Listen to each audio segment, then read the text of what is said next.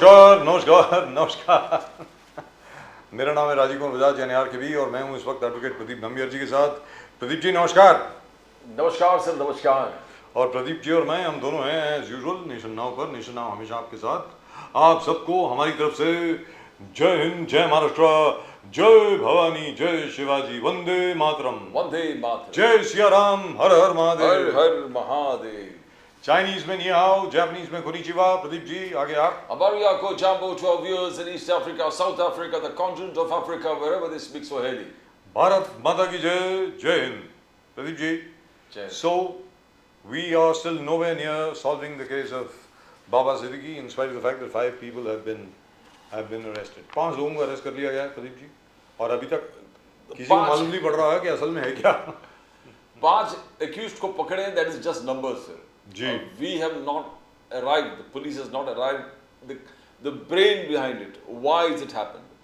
The main problems on ground was, what was Baba Siddiqui after? What was he trying to provide justice to around 5,800 families that are going to be affected by the entire development जो संत ज्ञानेश्वर नगर में हो रहा था?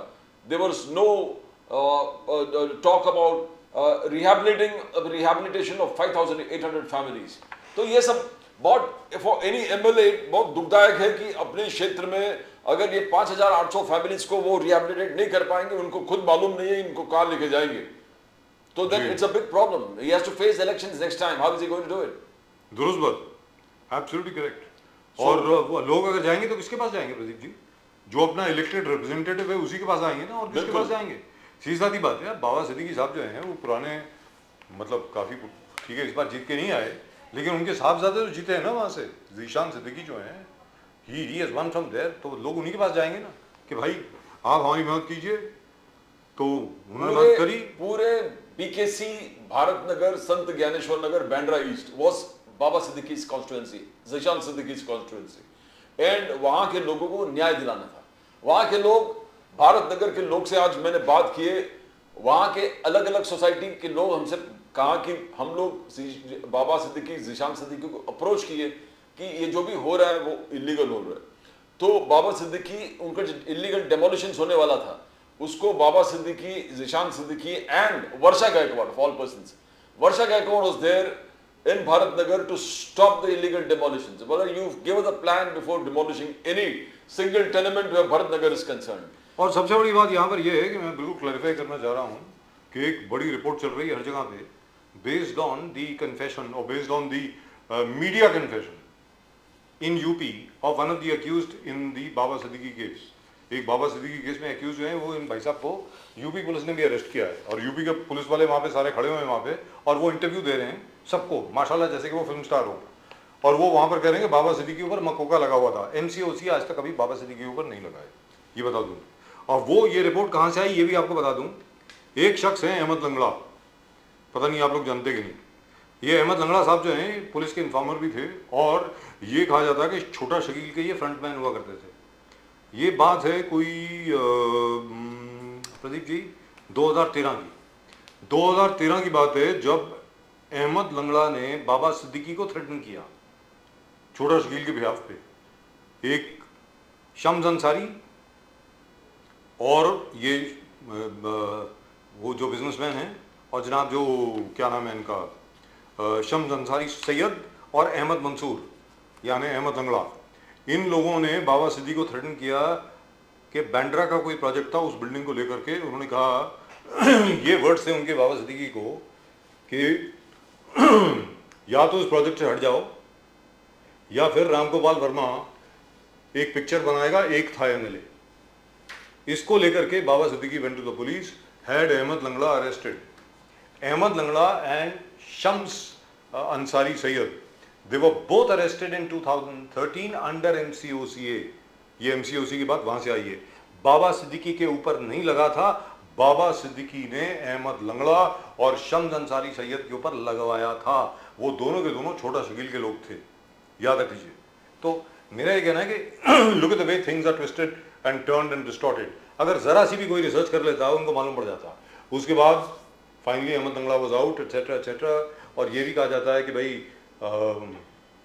अपने उम्रा के दौरान क्या है कि वो कॉम्प्रोमाइज़ भी हो गया, एक दूसरे से माफ़ी वाफ़ी मांगी गई वगैरह वगैरह वगैरह।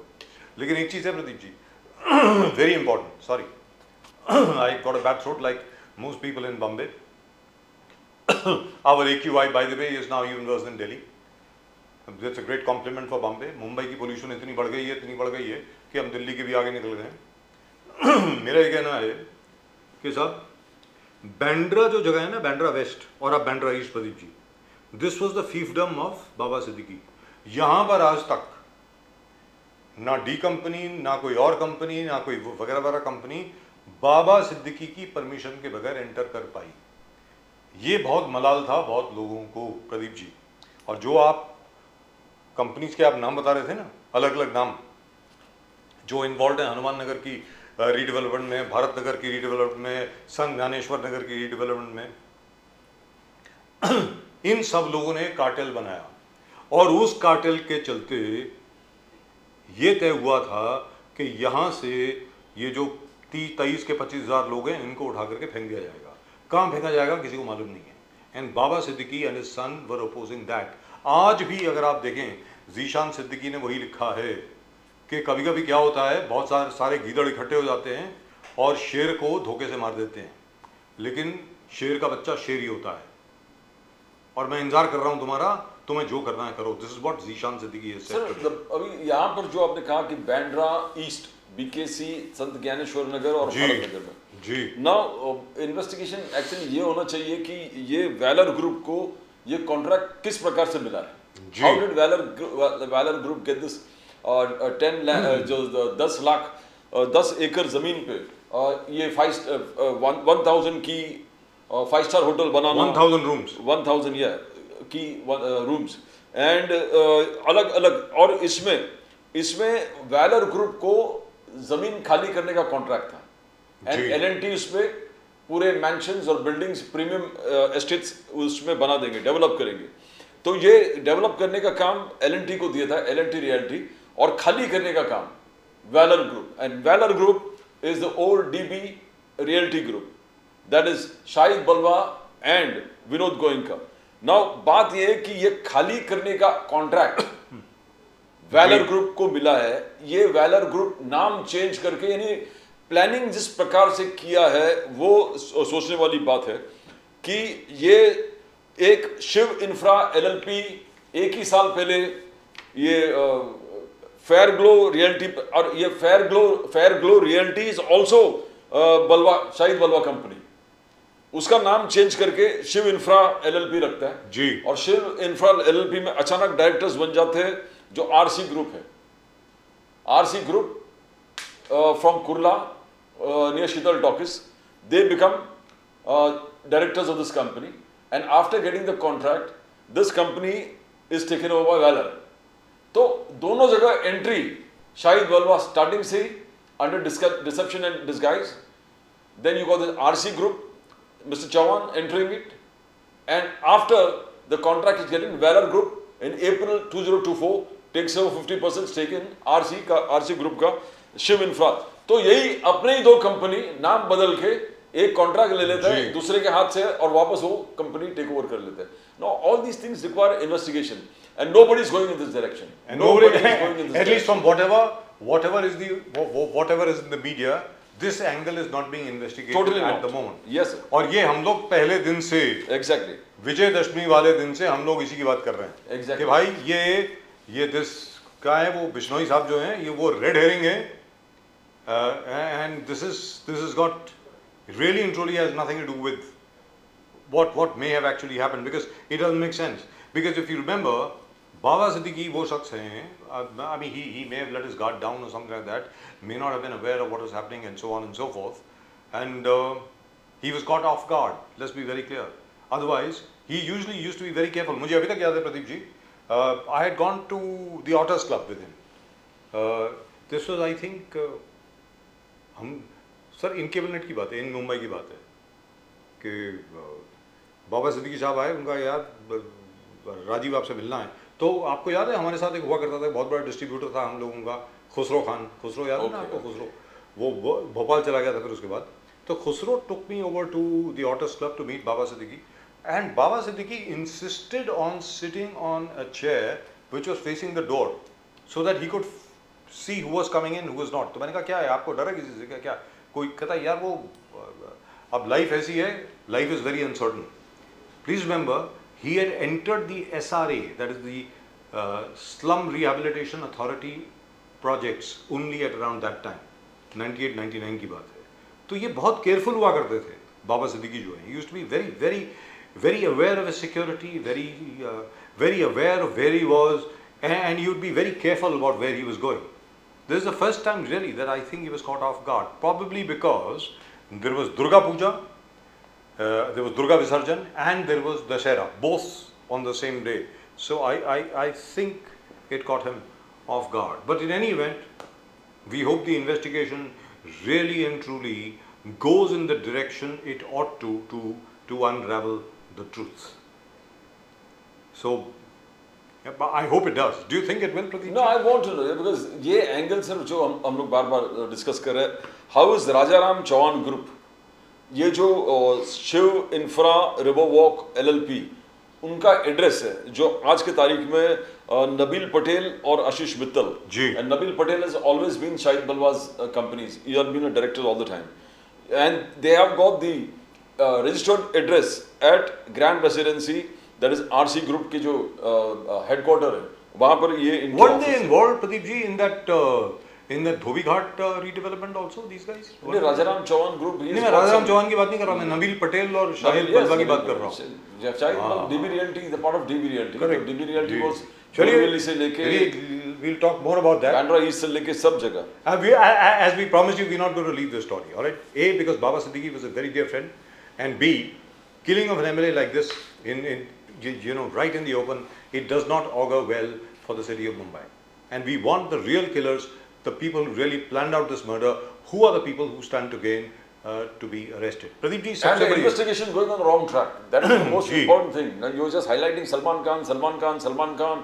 उनको करीबन 100 बॉडीगार्ड्स दे दिए, 100 पुलिस ऑफिशियल उनके घर के बाहर खड़ा कर दिए, ताकि सलमान खान की नींद खराब हो जाए, पूरे परिवार की नींद खराब हो जाए. The whole media's attention is Salman Khan के घर. और सलीम खान साहब कहते हैं कि यार वो तो था भी नहीं वहाँ पे जब हिरण को मारा गया. Yes. वो तो बेचारा ऐसा है सलमान के, मतलब किसी भी जंगली जानवर को, मतलब he would never dream of killing anything. तो मतलब ये कुछ सेंस बनती नहीं है साहब. लेकिन Pradeep ji, before we go on to our guest, we have a very esteemed guest today, by the way. There is one basic principle of criminal investigation. Pradeep ji, जैसा कि आप जानते हैं, हम लोग क्राइम कवर कर रहे हैं न जाने कितने सालों से. Who stands to gain? किसी की मौत से किसको सबसे ज़्यादा फायदा होने वाला है, ये एक बेसिक प्रिंसिपल होता है साहब. तो जो बिश्नोई गैंग है तथाकथित, उनको क्या फायदा होने वाला है, दैट्स वेरी एफेमेरल, किसी को मालूम नहीं है.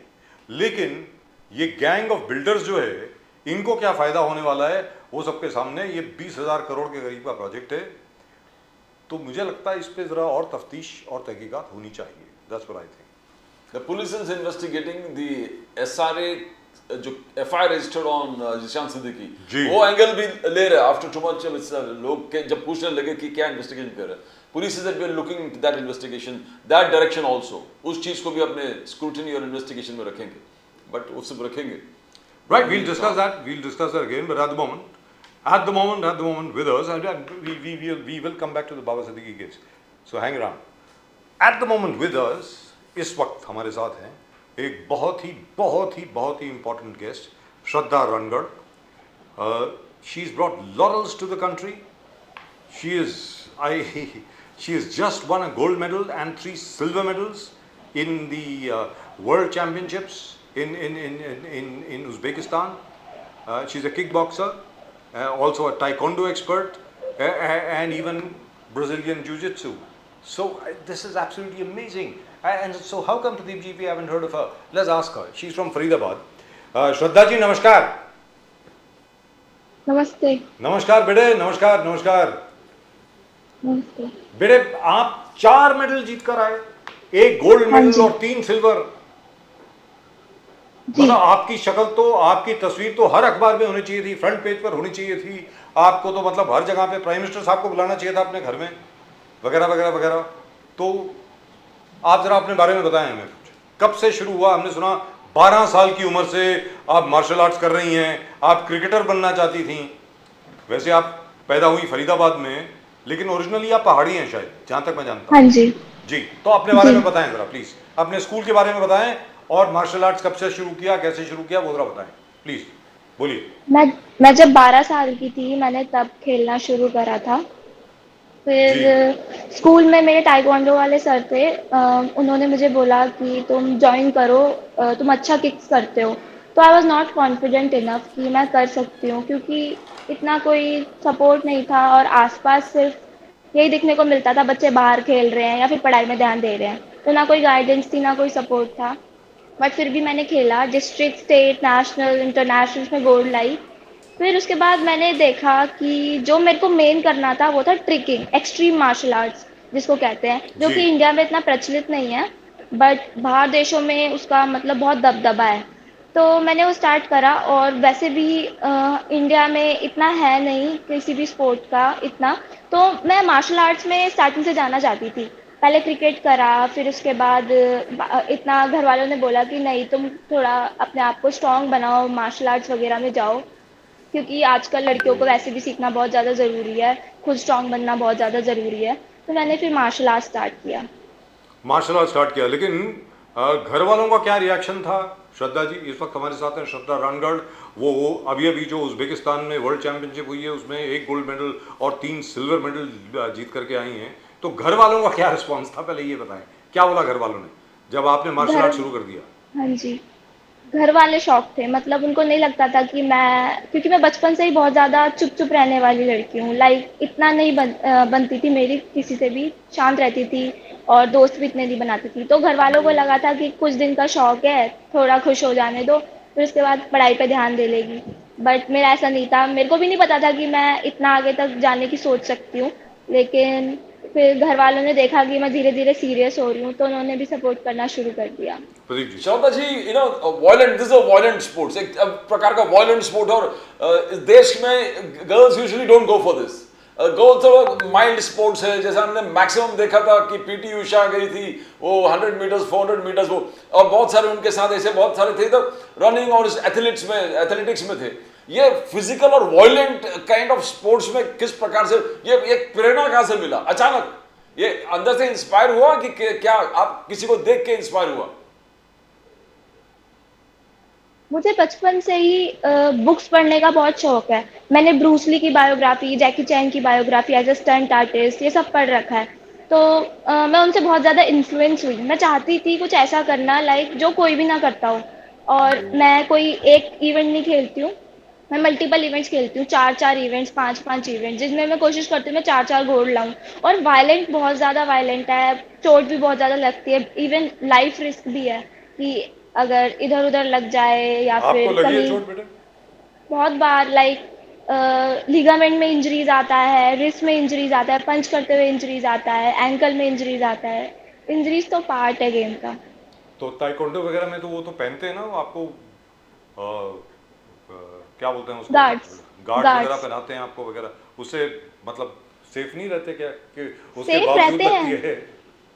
हाँ जी, सेफ तो रहते हैं, लेकिन अगर हम, सामने वाला भी पूरी जान के साथ स्ट्राइक कर रहा है और हम भी पूरी फोर्स के साथ स्ट्राइक कर रहे हैं, तो एक टाइप का आता है, फोर्स आता है, तो जिसकी वजह से इंजरीज होती हैं, चाहे ट्रेनिंग में हो, चाहे फाइट्स में हो, चाहे ट्रिकिंग करते हुए तो हो। एनी मेजर इंजरी आपको लगा है कि आपको लगा कि ये बहुत सीरियस इंजरी है, इसके बाद ऐसा मुश्किल होगा कि आगे बढ़ना इस फील्ड में? ऐसे कभी हुआ है कोई मेजर इंजरी लगा और सब लोग बोले ना it's time, come on, you giving up, आप छोड़ दो, अभी बहुत कुछ हो गया, ऐसे कुछ आए मौका जिंदगी में? घर वाले तो बोलते ही होंगे जी। थंब ट्विस्ट हो गया था मेरा अभी कुछ 1 या 1.5 साल पहले, जो कि ठीक होने को नहीं आ रहा था। फिजियोलॉजिस्ट को दिखाया, सबको दिखाया, बहुत मुश्किल था। मतलब जो इंजरीज होती है ना, वो फिजिकली इतना नहीं तोड़ती जितना मेंटली तोड़ देती हैं। ओवर थिंकिंग होती है, सोचने में आता है कि अब क्या करूँगी, अगर ठीक नहीं हुआ तो आगे क्या करूँगी, सारी मेहनत ऐसे ख़राब होती हुई दिखती है। लेकिन touch wood, with God's grace, मेरे को कभी इतनी ज़्यादा इंजरी नहीं हुई कि मैं 1 हफ्ते से ज़्यादा बेड रेस्ट पे रही हूँ। थंब ट्विस्ट हो गया था आपका? हाँ जी, तो पैर का। कौन सा, राइट हैंड का कि लेफ्ट हैंड का? नो, राइट लेग का। राइट लेग का? Oh God, right right toe, it got ya twisted. Right. तो उसके बाद उसको ठीक कैसे किया फिर? वो तो बहुत मुश्किल होता है ठीक होना। फिजियोलॉजिस्ट को दिखाया और रिहैब करी, बहुत सब कुछ करा, बट अच्छी डाइट भी लेती थी मैं, जिसकी वजह से सप्लीमेंट्स और डाइट की वजह से मैं जल्दी रिकवर हो गई। तो आपको देख करके आपके स्कूल में जो आपके साथ लड़कियां थी या कॉलेज में उसके बाद या बाकी हर जगह पे, वो उनको इंस्पिरेशन मिली आपसे कि भाई हम भी मार्शल आर्ट्स में जाएं? स्टार्टिंग में सब मजाक उड़ाते थे क्योंकि उनको लगता था कि ये अनबिलीवेबल है, कोई लड़की क्यों करेगी, क्योंकि 100 लड़के होते थे हमारे ग्राउंड में और एक अकेली मैं लड़की होती थी। जी। तो बहुत एम्बैरेसिंग फील होता था, मतलब मुझे नहीं होता था लेकिन लोगों को कराना होता था मुझे फील कि तू लड़की है, तू क्यों कर रही है, इससे अच्छा तू वॉलीबॉल खेल ले, हैंडबॉल खेल ले, खो खो खेल ले, ये सब, बट मुझे करना था। बट क्या आपको कभी लगा कि बिकॉज फिजिकल ये जो वायलेंट स्पोर्ट्स आपने चुने हैं, तो एक भय का वातावरण होता है? आपके स्कूल के बगल जो आपके कलीग्स थे सब डरते थे क्या आपसे, कि या आप एकदम टोटली डिसिप्लिन थे? तो इसमें किस प्रकार से, बिकॉज वायलेंट स्पोर्ट ऐसा कि एक दो मुक्का मार दिया 2 दिन, अभी कभी ऐसा कोई इंसिडेंट हुआ जो आप थोड़ा आपको फ्लैश करना पड़ा अपना स्ट्रेंथ वगैरह? अ, ऐसा तो कभी हुआ नहीं है, मैं ज़्यादातर अपने से ही मतलब रखती थी स्कूल में, लेकिन एक बार स्कूल में मेरी एक लड़के से लड़ाई हो गई थी और इतना वायलेंट नहीं था, बट हाँ मतलब उसका नाक टूट गया था। तो आपने उसका नाक तोड़ दिया? क्या बात है। और उसके बाद भय का वातावरण था पूरे स्कूल उसके में बाद कि आपके भाई, आसपास कोई नहीं आया? कोई नहीं आया, इनके पास कोई जाना नहीं है। नहीं। Wonderful, really glad to know. लेकिन अभी आप ट्रेन कहाँ करते हो इस वक्त? आप कहाँ ट्रेन करते हो? फरीदाबाद में ही, हरियाणा में, किस जगह पे? फरीदाबाद में ही ट्रेन करती हूँ मैं, एक स्पोर्ट्स कॉम्प्लेक्स है NH3 में। जी। और आप अपने किसी कोच के बारे में बताना चाहेंगी? इस वक्त आपके कोचेस कौन हैं? कौन से कोच जो हैं आपके, जिन्होंने आपको प्रेरित किया, आगे बढ़ाया?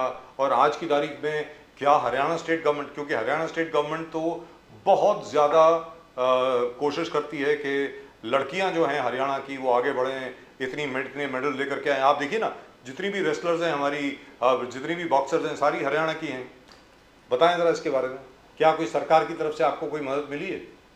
नहीं, आज तक तो नहीं। और इंडिया में मतलब कोचिस का बहुत बहुत बहुत लैक करते हैं, क्योंकि मैंने जितने भी देखे हैं, लोग सेंटर तो खोल लेते हैं बच्चों को सिखाने के लिए, लेकिन उन्हें ऑब्जेक्टिव नहीं पता होता ट्रेनिंग का कि उन्हें कराना क्या है। वो 100 बच्चे हैं तो 100 बच्चे को एक ही चीज़ ट्रेन कराएंगे, बल्कि सबका अपना बॉडी स्ट्रक्चर होता है, सबका अपना अलग तरीके का गेम होता है, माइंडसेट अलग होता है। जैसे मैं बाहर खेलने जाती हूँ तो मेरे बाहर के कई दोस्त बने हैं, मैं उनसे पूछती हूँ तो वो अपने कोचेस के बारे में बताते हैं कि वो किस तरीके की ऑब्जेक्टिव ट्रेनिंग करते हैं, एंडोरेंस, एजिलिटी, फुटवर्क, ये सब मार्शल आर्ट्स का पार्ट है, लेकिन इंडिया में इतना नहीं है। और मैं अपने कोचेस का बताऊं तो मेरे पास अच्छे कोचेस हैं, लेकिन मैं स्विच करती रहती हूँ, क्योंकि जिस तरीके का मेरा माइंडसेट है, आज तक मुझे वैसा कोई कोच नहीं मिला। बाकी जिन्होंने मेरा बेस बनाया है टाइक्वांडो का, I am really very grateful to him, mister Syed Firoz sir. उनकी वजह से ही मेरे किक्स बहुत ज़्यादा अच्छे हैं, कि बहुत रेयर पाए जाते हैं, बोलते हैं मेरे किक्स जो है इंडिया में बहुत रेयर है, जिसकी वजह से मैं इंटरनेशनल स्टेज पे अच्छा परफॉर्म कर पाती हूँ।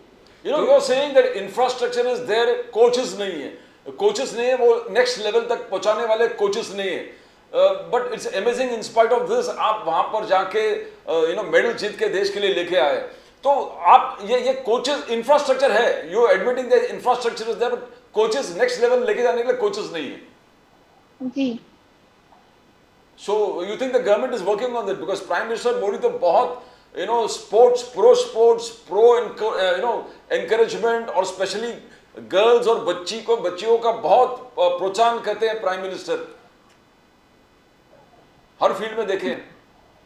जी, जो ओलंपिक काउंसिल है हमारा, ओलंपिक कमेटी है, मेरा स्पोर्ट है किक बॉक्सिंग, 2021 में उसको रिकग्निशन मिली है, तो अब ओलंपिक का पार्ट कभी भी बन सकता है। जी। Fantastic. तो आप उसके लिए मेहनत कर रही हैं अभी? जी। क्योंकि आप तो अभी भी यंग हैं बहुत, you are just 21 years old और 20 ईयर्स ओल्ड, तो अभी तो you have a long way to go. ये कहा जाता है कि मार्शल आर्टिस्ट जो है वो अपनी पूरी स्ट्रेंथ के ऊपर आते हैं when they are just around 34 की उम्र में, तब जा करके पूरी स्ट्रेंथ आती है मार्शल आर्ट्स में। अच्छा बेटे, ये बताएं आप कि आपको खुद को कौन सी चीज़ ज़्यादा पसंद है, टाइकोंडो, जूजिट्सू, या और नॉर्मल जूजिट्सू जो होती है और ब्राजीलियन जूजिट्सू जो आप करती हैं, उनमें क्या फ़र्क है, या किक बॉक्सिंग? दोनों में इतना कुछ फर्क नहीं, मतलब मार्शल आर्ट्स का तो पूरा मतलब यही है एक तरीके से पीस। वॉयलेंट सिर्फ हम बाहर से दिखते हैं, जो मार्शल आर्ट्स करके पीस मिलता है, हम खुद को पाते हैं, हम खुद को खोजते हैं, हमें अपने बारे में पता चलता है मार्शल आर्ट्स करके। जब हमें इतना इतना भी नहीं पता होता कि हम स्ट्रांग नहीं है, हम मेंटली वीक है, मतलब मैंने मेंटल पीस पाया मार्शल आर्ट्स करके। Brazilian jujutsu, jujutsu, wushu, taekwondo, karate, kick boxing, pencak silat, मैंने बहुत टाइप के मार्शल आर्ट्स कर रखे हैं और उन सब में सिर्फ एक ही चीज सिमिलर है, जो कि है स्ट्राइक्स, एडवांस होना और पीस। क्या बात है, You know, you wonderful. read a lot of books, Shraddha ji, और बुक्स, और स्पेशली मैंने सुना कि माइकल फेल्प्स पे बहुत बुक्स पढ़े, बिकॉज ही वो also multi state multi operation उन्होंने मेडल्स जीते हैं। तो हाउ मोटिवेटिंग, उनका बुक्स कितना मोटिवेटिंग लगा आपको? बहुत ज़्यादा। माइकल फेल्प्स, साइमन बाइल्स, ये बहुत डेकोरेटिव एथलीट्स हैं यूएस के, और इनके बारे में पढ़ के मुझको यही पता लगा कि ये भी इंसान ही हैं और ये कोई ऐसे कहीं बाहर से नहीं आए, कोई बहुत डिफरेंट बैकग्राउंड नहीं रहा, ये हमारी तरह ही मिडिल क्लास फैमिली से इनका भी ताल्लुक है, और इनका बस जो इनको डिफरेंट बनाता है बाकी अदर्स से, वो है इनका माइंडसेट। फैंटास्टिक। सिमोन बाइल्स दी जिमनास्ट, उनकी उन्हीं की बात कर रही है ना? सिमोन हाँ बाइल्स जी, जो है हाँ वो जी। जिमनास्ट जो हैं, वो जो अब रिटायर हो गई हैं इस पेरिस ओलंपिक्स के बाद, I think she is retired now. जी। और माइकल फेल्प्स की तो क्या मतलब, जितना कम बोला जाए, जितना बोला जाए उनके बारे में तो कम है। मतलब ये I think he still holds at least 7 Olympic records, 7 Olympic record तो अभी तक उनके ही नाम पे हैं, वो ब्रेक भी नहीं किए गए अभी तक। By the way, Michael Phelps, for the information of our viewers, is a champion US swimmer, and Simone Biles, of course, a champion US gymnast. And Simone Biles, उनकी स्ट्रगल अगर आप देखें, black girl coming from a lower middle class background, fantastic, beautiful. So ये आप बताएंगे, आप जब शुरू हुई थी, ये आपकी एम्बिशन थी कि आपको क्रिकेटर बनना है, तो क्रिकेट का इंटरेस्ट खत्म हो गया और इधर आ गई आप, वो कैसे हुआ, जरा बताएं। मैं ऐसे ही, मतलब बचपन से थोड़ी सी रिबेलियस टाइप की थी, मुझे बाहर खेलना बहुत पसंद था। पापा बोलते थे पढ़ाई पे ध्यान दो, और मतलब मैं बाहर निकल जाती थी, कभी क्रिकेट खेलना, कभी फुटबॉल खेलना। तो सामने ही मतलब एकेडमी थी, क्रिकेट एकेडमी, तो भैया ने बोला you can try it out. But उस टाइम लड़कियां नहीं होती थी, सिर्फ लड़के होते थे। तो उस टाइम मुझको ऐसा लगता था कि शायद स्पोर्ट्स मुझे करना ही नहीं चाहिए, मुझे पापा सही बोलते हैं पढ़ाई पर ध्यान दो, पढ़ाई काम आएगी। तो मैंने क्रिकेट को छोड़ दिया। मैं स्टेट लेवल की वाइस कैप्टन रही हूँ क्रिकेट में, अंडर 10 एज कैटेगरी में।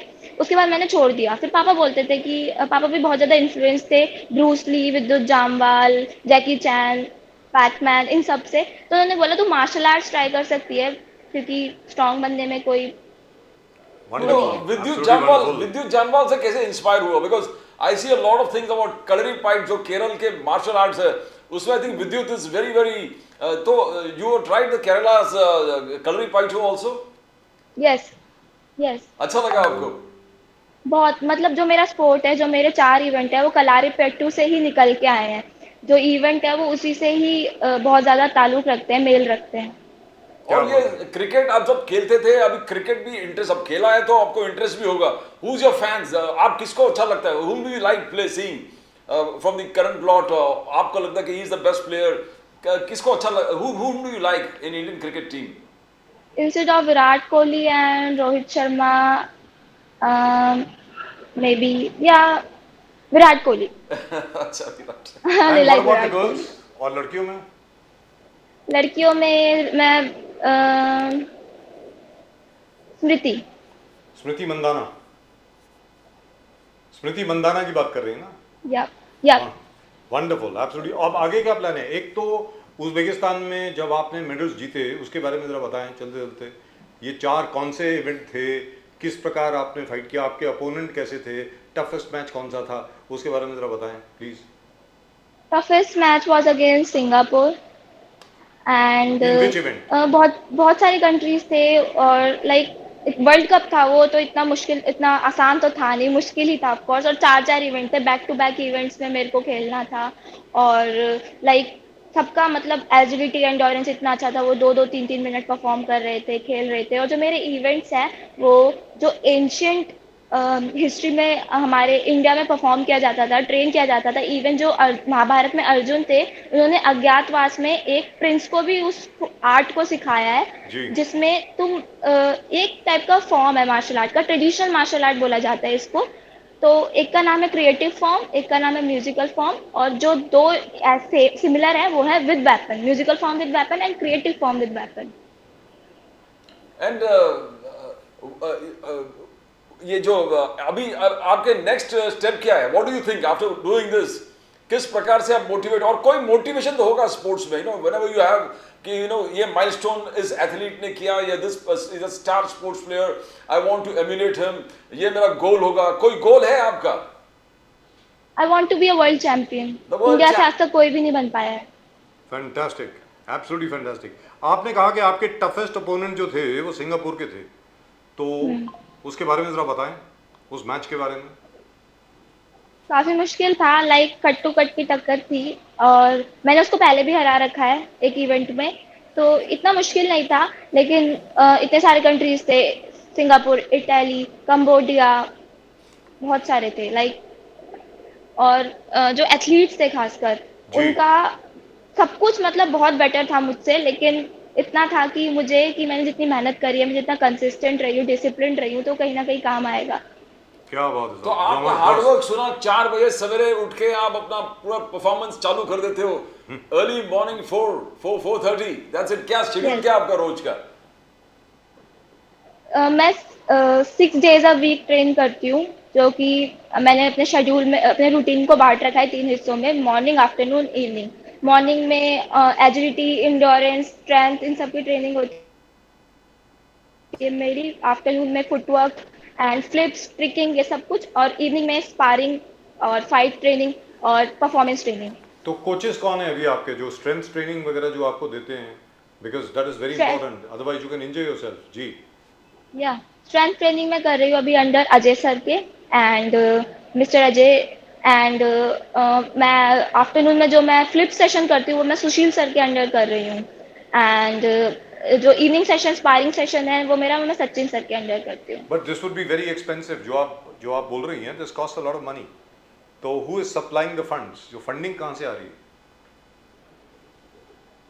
फंडिंग की बात करूँ तो मैं अपनी ट्रेनिंग से 2-3 घंटे निकाल के वीडियोस बनाती हूँ, ट्यूटोरियल्स बनाती हूँ, जिनको मैं सोशल मीडिया पे पोस्ट करती हूँ। मेरा इंस्टाग्राम है और यूट्यूब चैनल है, उस जिससे कि मैं और लड़कियों को भी सिखा सकूँ, और जो अफोर्ड नहीं कर सकते उन लोगों को सिखा सकूँ, जिससे कि मेरे को कोलैबोरेशंस मिलती हैं और ब्रांड्स आते हैं, जिनसे मैं अपना डाइट, घर का खर्चा और फैमिली को भी सपोर्ट करती हूँ मैं, और लाइक अपने ट्रेनिंग और उसका खर्चा निकाल लेती हूँ, टूर्नामेंट्स का। But that's really pretty, isn't it, Pradeep ji? मतलब, rightfully speaking, the state government should have come forward, or the government of India should have come forward. You know, we're going to issue an appeal right over here. This girl needs to be supported. She needs our support, for God's sake. What are you guys doing? Look at this girl. She's won a gold medal. She's won 3 silver medals. And what are you waiting for? कोई Asian tournament में भी आप थी, कहीं और भी आप गई थी? बाकी टूर्नामेंट्स के बारे में बताइए। अभी मैं एशियन चैंपियनशिप होके आई हूँ कंबोडिया में, नॉम कंबोडिया पेन में, में, जी। जहाँ पे मैंने 2 गोल्ड मेडल्स और 2 सिल्वर मेडल्स जीते हैं। 2 गोल्ड मेडल कौन से इवेंट में जीते? Musical with weapon. जी। In kick boxing. Yes, in kick boxing. Fantastic. और सिल्वर मेडल्स?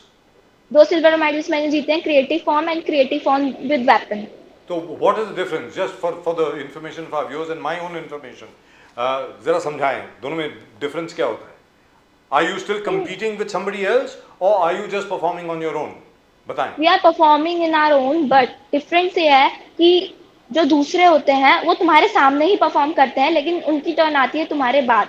एक ही ततामी में, एक ही मैट में होता है वो कंपटीशन, जिसमें हमारे ट्रिक्स, हमारी किक्स 540, 720, 100, 1080, ये बहुत डिफरेंट टाइप्स की किक्स होती है। फ्लिप्स होती है, back flips, 720 rotation, hook kick, ये सब जो किक्स होती है डिफरेंट तरीके की, जो बहुत कम पाई जाती है। इंडिया में तो बहुत कम लड़कियां करती हैं, और मैं बोलूँ तो कोई भी नहीं करती हैं। और इंटरनेशनल स्टेज पे बहुत सारे फ्रेंड्स हैं मेरे, वो करते हैं ये सब कुछ, तो ये डिफरेंट हो जाता है। एंड विद वेपन, हम वेपन से परफॉर्म करते हैं, जैसे कलारे पट्टू में स्वॉर्ड से, और कामाज होते हैं, ये मैं कामा वेपन यूज करती हूँ परफॉर्मेंस के लिए। Fantastic, really really and truly fantastic. Shraddha ji, बहुत बहुत शुक्रिया आपका हमारे साथ जुड़ने के लिए. I really love talking to you. We are all very very happy to meet you and I hope you go a long long way and I hope the government wakes up. मैं उम्मीद करता हूं कि सरकार बहुत जल्दी जागेगी और आपको वो पूरी फंडिंग और सारी फैसिलिटीज प्रोवाइड करेगी जो कि बाकी हमारे एथलीट्स को प्रोवाइड हो रही है. Thank you so And she's much. been very frank and very articulate in what she's That's talking. right. Beautiful. And आपके एज में I बहुत love कम the मिलते हैं कि इतने परफॉर्म तो आप खिलाड़ी तो आप हो मगर बोलना भी इतना first class. And I love the focus. Yes. The focus on this girl is fantastic. You didn't talk about your mother. अपनी मम्मी के बारे में आपने बात नहीं करी. उनके बारे में कुछ कहना चाहेंगी आप जाने के पहले? She is a housewife and such बताऊं तो स्टार्टिंग से उन्होंने ही मेरे अंदर डाला था कि तुम कुछ करो, क्योंकि तुम भी और लड़कियों की तरह शादी वगैरह कर लोगी तो जैसी मैं हूँ वैसी बन के रह जाओगी, कुछ नया नहीं कर पाओगी. Right. Hats off to your mother. We have great respect for your mother. आपकी माता जी के लिए हमारा आदर जो है वो बहुत सम्मान जो है बहुत बढ़ गया है ये बात सुनने के बाद. बहुत बहुत शुक्रिया आपका. Thank you again for joining us and thank you again for talking to us. Namaskar. All the best. Thank you. Oh, look at that. Impressive. So many gold medals and she's got nothing from the government. She's got her own channel. She earns and she feeds her family, and she looks after her training and events also. And pays for the entire training and everything else. Yes, exactly. The government should be ashamed of itself. Yes. What are you guys doing? Can't you see this little girl over here? I mean, look at what she has achieved. I didn't even know about her. Shraddha, remember the name, Shraddha Rangar. Remember that name. You're going to hear hell of a lot about her in the days to come. She is going to go a long way. Look at the confidence. Look at that confidence. Wow. Absolutely amazing. Absolutely amazing. Right. So let's come back